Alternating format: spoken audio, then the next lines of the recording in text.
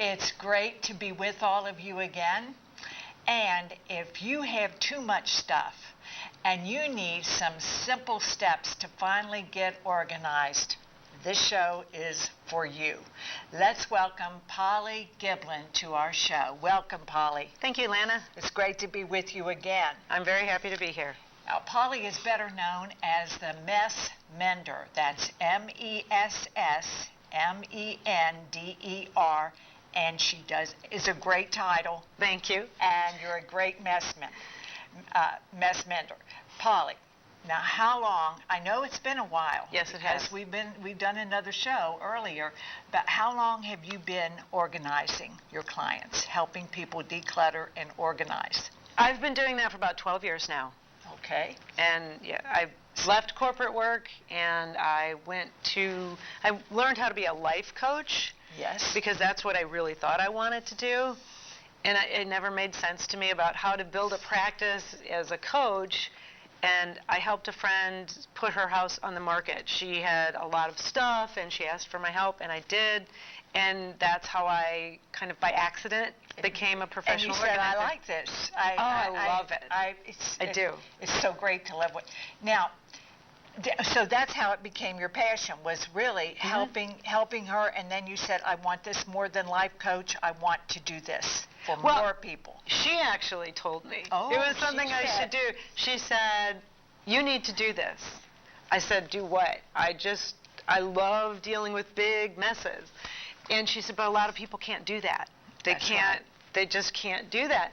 And so she put my name in her newsletter, unbeknownst to me, and I started getting phone calls from people. Yes. And that's how it happened. And I learned the more I did it, the more I loved it. And the better you became at it. Absolutely. The more you picked up along the way, I'm sure. Yes, and I get to use my coaching skills with all of my clients because I get to help them create the environments that they want to support what it is they want to be doing with their life. That's so good. Now, I attended a seminar that Polly held at our local library, and she has excellent tips and advice, but I was surprised at the number of people who attended that because I go to those all the time. We have probably 3 and 4 a month. Okay. And so I go, and I just walked in and I thought, my gosh, look at all these people. Yeah. So, at this seminar, she recommended a book that is good. I've checked it out at the library. It's Marie Kondo's The Life-Changing Magic of Tidying Up. Mm-hmm. You mentioned it. Yes, I did. Okay, now, guess how many copies there have been sold today? Over 6 million copies worldwide. So, Polly, this leads me to believe this is not just a problem for America. Oh, no. Who is so, so that's amazing because I know we sort of the overabundant society and, have a lot more money than a lot of other countries, but apparently people want to buy and store and get in a mess. Yes. Well, I'm not sure how much they want to get into it, but it happens. Absolutely. And one of the main reasons it happens is because we, as people, we evolve moment to moment, day to day, month to month. We keep changing, and our likes change, and our hobbies change. Unfortunately, our stuff does not evolve. We buy it, and if we don't use it, it just sits there.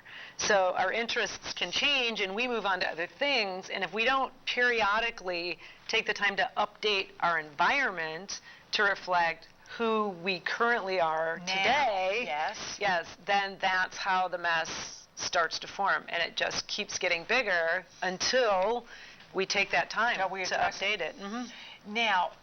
Now, since cleaning up my apartment, well, this is what I heard, or I read in Kondo's book.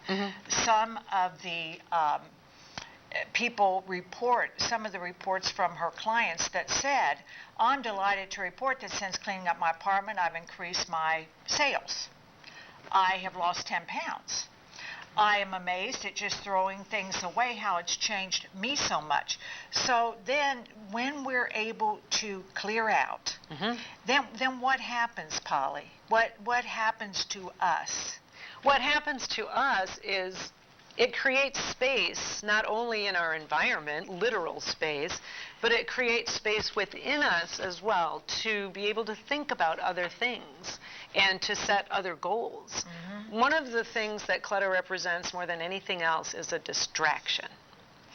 It's, once I get this place cleaned up, then I'm going to lose weight or travel or improve my sales at work.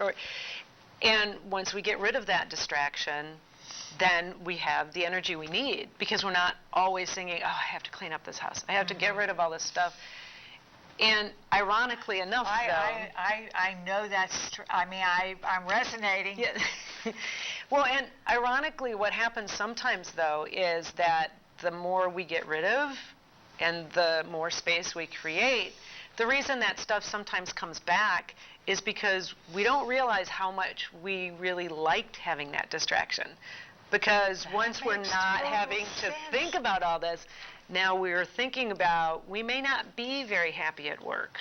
We may not, you know what I mean? Now we're going to maybe have to do some things that we didn't bargain for. Exactly. We thought we were just getting rid of this stuff. And so sometimes people slowly recreate their clutter, because then it gives them the distraction. As the lady diets and she's looking great, and then she feels vulnerable, and maybe too many passes are being made at her, so now I'm going to get back some of that weight back on and solve that problem. Yes. Okay, now is it holding on to the past? Is it the fear of the future when we're looking at these items? What is holding most people in a frozen state of, I can't act? It's both. Both. Actually. Yes. We hold on to those accomplishments from the past or great memories. We hold on to those things from the past because they represent milestones in our lives or accomplishments. And we're also afraid of the future. What if I need it? What if I can't find it? Right. What's going to happen? Or it could be useful. I better hold on to it. Right. And so it's almost like that clutter represents those emotions that we may not be directly expressing. We kind of, it's like, well, I'm just not sure, so I'm not going to do anything. Okay. And that in and of itself is a fear. I might make the wrong choice. Right. And regret. Yes. Okay. Now, reality is that you'll either approach our possessions now with you, or we'll face them sometime, or they'll be with us till the day we die. And then they'll become someone else's problem. And then somebody else is going to have to deal with it, which might really alleviate a lot of people's distress about confronting it. I'm not going to deal with it. Let somebody else deal with all this. Actually, I have a number of people who tell me, I want to deal with it now so my kids don't have to deal with it. Or whoever is going to take care of my estate when I'm gone so that they don't have to deal with it. That motivates, I think, more people to actually, they want to be the one to make the choices of what's important to them. They don't want people just guessing and getting rid of everything. So they want to be more conscious in those choices. Of the choices. Now, Polly, you stress that you are non-judgmental. And I know you are, because I know that you realize that a lot of people have this problem.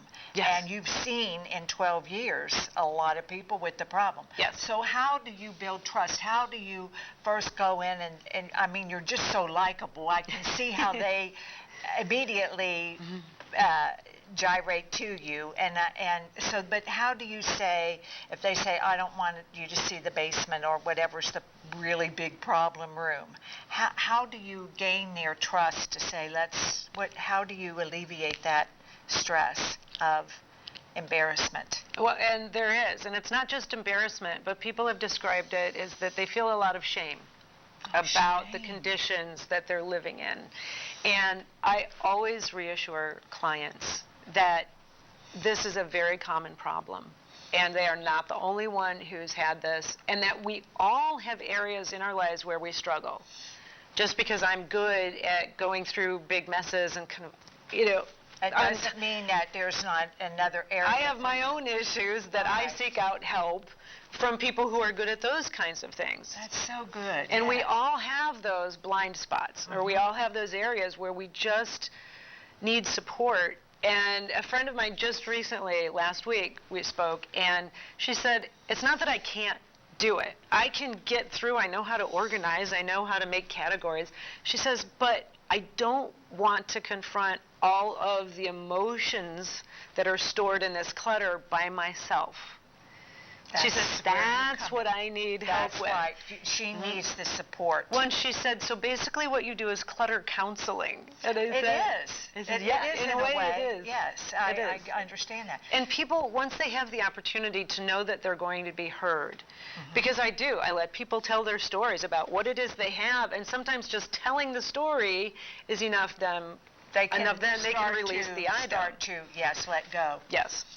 Okay, now, let's go to some of your organizing tips that you gave us at that library talk. Sure. For our viewers. Sure. So that they can understand like where to start.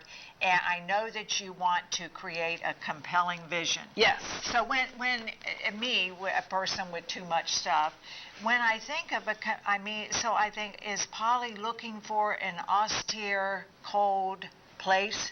No. Okay. Well, and it doesn't matter. Help us to, how can we visualize how we want it to be? Well, it doesn't matter how I would organize my space, which is not anything close to cold and austere. But it's up to you. How is it that you want your space to be? And every client that I work with, that's always my first question, is what do you want to be able to do now? Or what do you want to be able to do in the future that you can't do now? Okay. What is this clutter preventing you from pursuing? Or how do you want to live that you can't really do right now? Because if they don't have something pulling them forward, and that's what a compelling vision will do, it's compelling enough to pull a person forward, then they're going to get bogged down in the process of decluttering and organizing because most people don't enjoy that process. Right. But if there's something great on the other side of that process, they can then start, even though it's uncomfortable, I've got a goal. Yes. I've got the vision. It's like I really want what's over there, so I'm going to go through these places. Yes. I understand. And that's why we always start now with the compelling vision. Give us what you want us to know about where we're starting now. We've visualized. So once a person has that vision, because I always tell them it's going to get boring, and you're going to want to quit at some point or maybe many points. But once you have that goal, then you get to start the decluttering process. And that must happen. Is that is first? Absolutely. We can never get it organized correctly without the declutter. Right, because you can't really organize clutter. That's something that Marie Kondo talks about in her book, too. We're piling it so much stuff. Else. Exactly. We're not making any progress. I understand. Yes. So let's say you have a guest room. Okay. And your compelling vision for your guest room is you want to be able to actually have guests come over and stay in the guest room. Okay. And maybe right now it looks more like a storage room. Right. And so that's your compelling vision. I have a friend from Germany who's going to come visit me, and I want them to be able to stay in my house instead of having to get a hotel. Yes. And we need to clear this out, okay? So now that you know that room is supposed to be a guest room, when you declutter, you can take everything out of that room that does not serve a purpose to make it a guest room. Okay. And that's the other reason you create the vision, is because until you know the purpose of the room or the space that you're dealing with, you don't know what is relevant to keep in that room. You don't know, of all that stuff that's currently in there, what needs to stay, what can go someplace else in the house. I understand. What you don't even want to keep at all, and you can donate that. Right. So once you have that purpose, that will help inform what's going to stay in that particular space. Excellent. Excellent advice. And when people get stuck in that decluttering process, as we all do. And they do. I know they do. There's 3 questions that I always have people ask, because they're like, oh, I don't know. I don't know what to do with it. I say, question 1, do you love it? Whatever it is. The second one is, do you use it? And the third one I actually learned from Marie Kondo. I used to have a different question, but I love this one even more, is, does it spark joy? Okay, now I speak to that. So what how do we feel about an object sparking joy? What is that? Like, okay, I love it, love it, love it. I mean, I can't live without it. Joy. Well, I mean, I really love this object. Well, Joy. and that's a feeling that you probably have about some of your possessions. Yes. Okay, those are the things. Many of my possessions. Okay. But anything that creates that sense of joy, to me, it sets the bar very high. Do you know what I mean? Like, oh, it's all right. You know, you look in your closet, like, yeah, that's okay. I wear it sometimes. That is a totally different way to feel about an object versus I love this shirt. Yes, I agree. Do you know what I mean? I agree. And you yes. know. And you know when it resonates with you like that. And the reason I like the question, does it spark joy, is that joy is something we feel in our body. Do you know what I mean? Like the other ones is like, do I love it? Do I use it? We kind of think about those logically. Those are mental, but joy comes up from deep within. I love this. And Marie talks about, even if you ask that question and you still aren't sure, hold the object in your hand. Yeah, that's part of her thing. You have to hold everything. Okay, because that what resonates the feeling. Oh yeah, that tactile. Or let's just say not so much. Or right. Yes. Right. Hold. Because even that is like, you put it closer to your heart. It's like you just hold this one. Yes. And it can be something that you logically think you should love or that should spark joy, and yet when you pick it up, it didn't. It's not true. There. It wasn't there. That makes just wasn't a lot there. of sense to handle it. And your body knows. Do you know what I mean? Like we think a lot about that kind of stuff, but our body knows what really sparks joy, and what is just kind of like, well, just because you've had it for 12 years doesn't mean that it's going to still spark joy. I feel joyous about it. Okay, now that really makes sense. Yes, and it's a slightly unusual approach that I take to organizing, but I know that it's true that we have a relationship with our stuff. Yes, we do. It's just like any other relationship. And we should be getting something back from our stuff. I mean, we have a house to keep it in. We have to clean it. We move it around. I mean, there is an exchange there. And if you don't feel really joy or a powerful feeling toward some sort of positive exchange, it's not really, why do you have it in your space? It's not worth it. Exactly. It's not worth taking up that valuable space we're looking for. Right. You know, the freedom of having the unclutter. Exactly. Because if it's not something you feel really strongly about, you'd probably enjoy the empty space more than just this piece of clutter that's really creating some visual overwhelm for you. This is really starting to make sense, isn't it? Okay, what else do we want to do, Polly? Okay.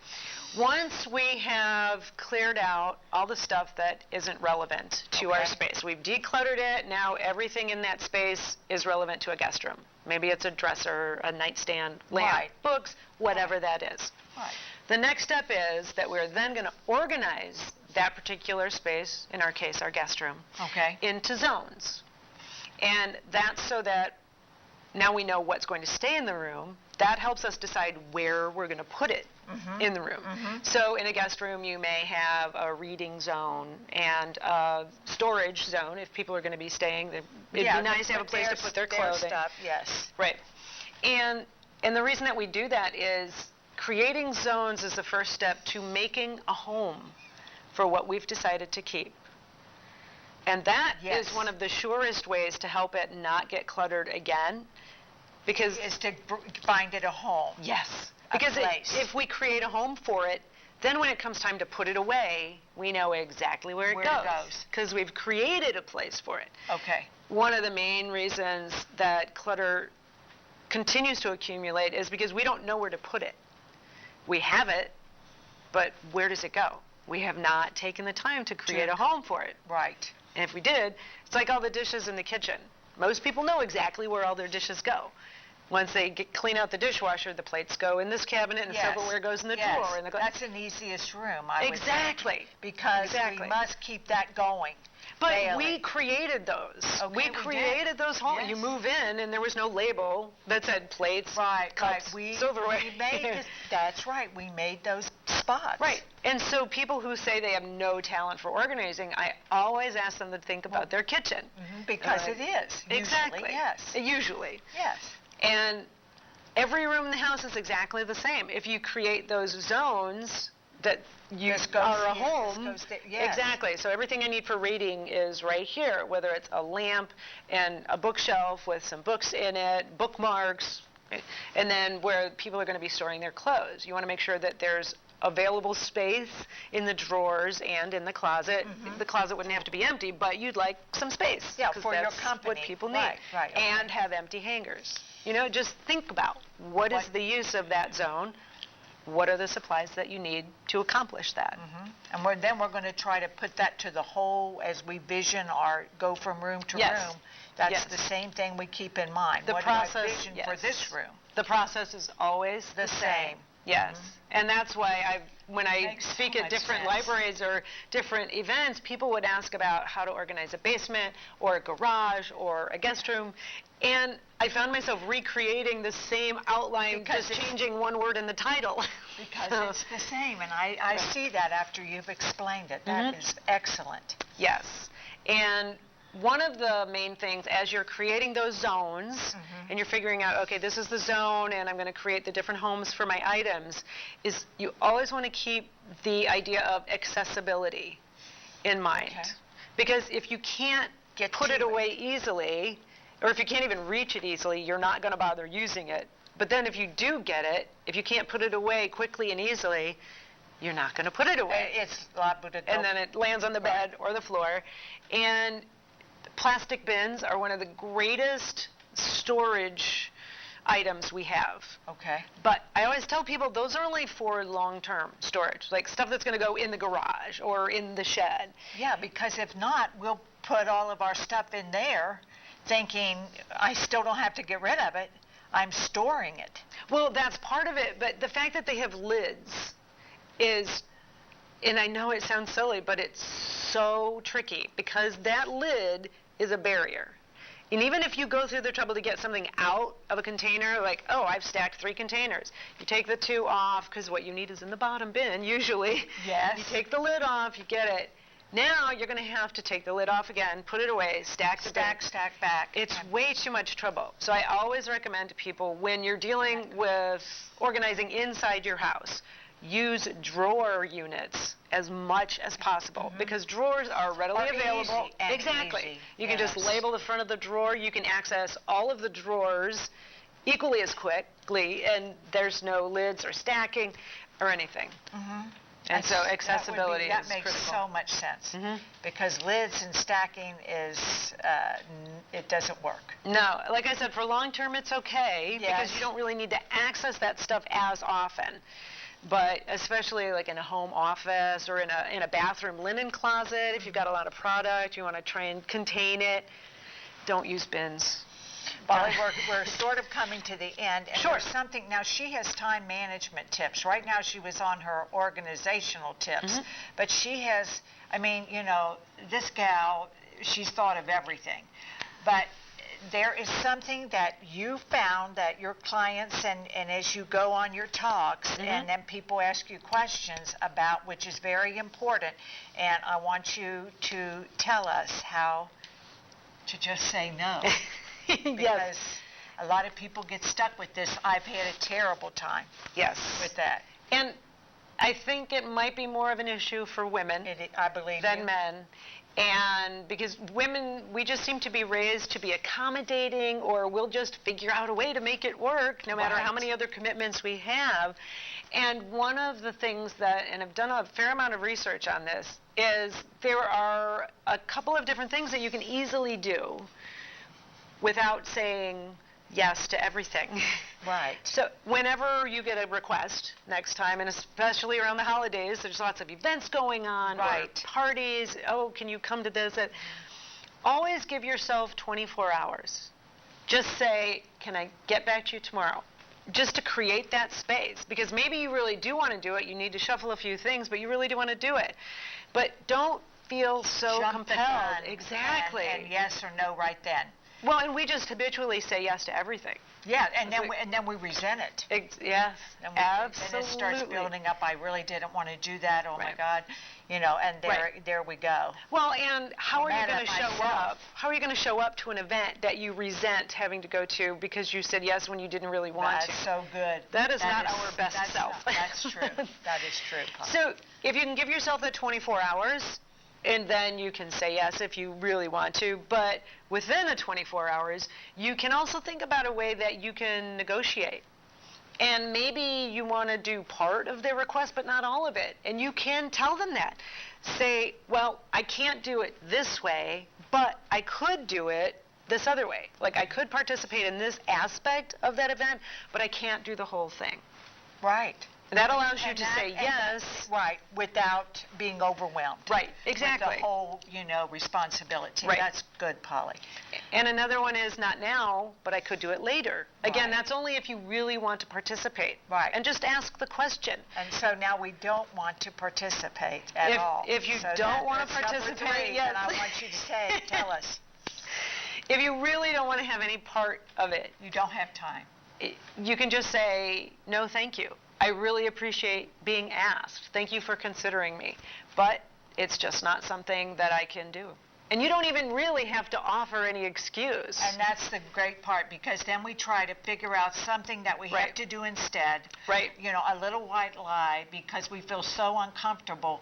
But the older you get, it's the one thing that does come with you get some wisdom that really, we're allowed to say no thank you. Absolutely. I just can't get it in my schedule. It won't work out. Right. And Yeah, right? exactly. And you can just say no thank you as a complete sentence.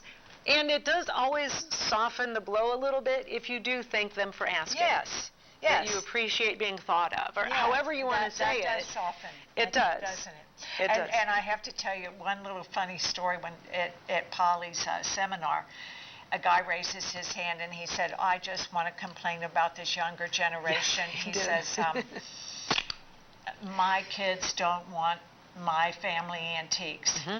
I mean, they just don't want them, and I think it's horrible, and it's just this generation. And he said, I've offered them all of the things that have been passed down, and they say no. And I'm thinking, and then we all laughed, and gently we said to him, because he was pretty upset about it. But they're saying, Polly, they're saying no. And maybe he should have said no to the one that passed it to him, because now he's resenting that they have said no. Well, I think, and yes. they weren't interested. Well, for him, those pieces of furniture were very significant. Yes. And he can't understand why they are not as significant to his children. Do you remember that? Oh, I remember it very clearly. Because the kids were saying exactly how they felt about it. Dad not interested in, and he was very, very... Now, I don't have children, so I can't speak to this from my own experience, but I would hope he would appreciate their honesty. I would too. That's what I thought. I don't want them, and that allows him the opportunity to find a more appropriate home. Yes. Or find a different relative. Right. Or, do you know what I mean? I think it just really put the burden now on him, now what to do. That's a good point. It did. We're trying to downsize, and that's what happened. And so we learned so much in her seminar. If you ever catch her seminar, make sure you go. And Polly, like I said, we're out of time. Thank you for being with us. Oh, it's my pleasure, Lana. And we have just learned so much. You've been listening to Polly Giblin. She is the Messmender, and her contact information will follow. And I hope you learned a lot from today's show. And just remember this, you are not alone. I'm right in there with you. And as always, you be happy and you keep smiling, and I'll see you soon.